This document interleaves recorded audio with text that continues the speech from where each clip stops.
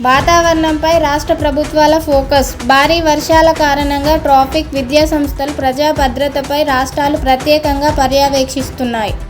జాతీయ రాజకీయాల్లో వేడి. విద్యా భద్రత, పార్లమెంట్ అంశాలపై అధికార ప్రతిపక్షాల మధ్య వాగ్వాదం.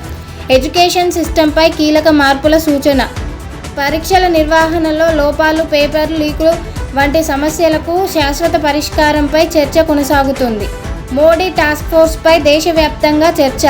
పరీక్ష సంస్కరణల కోసం ప్రత్యేక టాస్క్ ఫోర్స్ ఏర్పాటు కావడంతో విద్యార్థుల తల్లిదండ్రుల్లో ఆసక్తి పెరిగింది. హిమాచల్ రహదారులపై ప్రమాదం. కొండ చర్యలు, మట్టి జారిపడడం వల్ల రహదారి రాకపోకలు అంతరాయం కలిగే అవకాశం ఉంది. అరుణాచల్ ప్రదేశ్లో 27 ప్రాంతాలకు అధికారిక గుర్తింపు.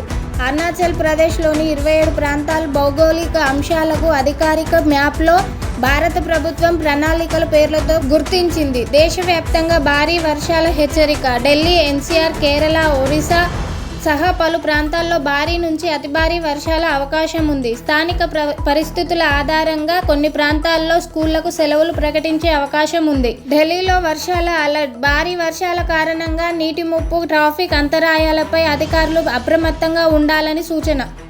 కర్ణాటకలో సంచలన హత్య కేసు. ఓ వ్యక్తి తన భార్యను హత్య చేసిన ఘటనను వీడియో తీసి కుటుంబ సభ్యులకు పంపినట్లు పోలీసులు ఆరోపిస్తున్నారు. కేసుపై దర్యాప్తు కొనసాగుతోంది.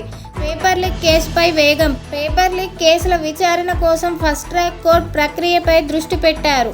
ఇరాన్, యుక్రెయిన్ మధ్య ఉద్రిక్తత. వాణిజ్య నౌకపై జరిగిన దాడి నేపథ్యంలో ఇరాన్ నుంచి ఉక్రెయిన్పై తీవ్ర వ్యాఖ్యలు వచ్చాయి. వెస్ట్ ఏషియాపై ప్రపంచ దేశాల ఫోకస్.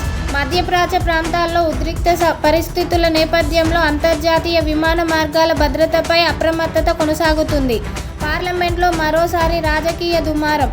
పైలట్ గన్స్ అంశం చుట్టూ అధికారిక, ప్రతిపక్ష పార్టీల మధ్య రాజకీయ విమర్శలు పెరుగుతున్నాయి.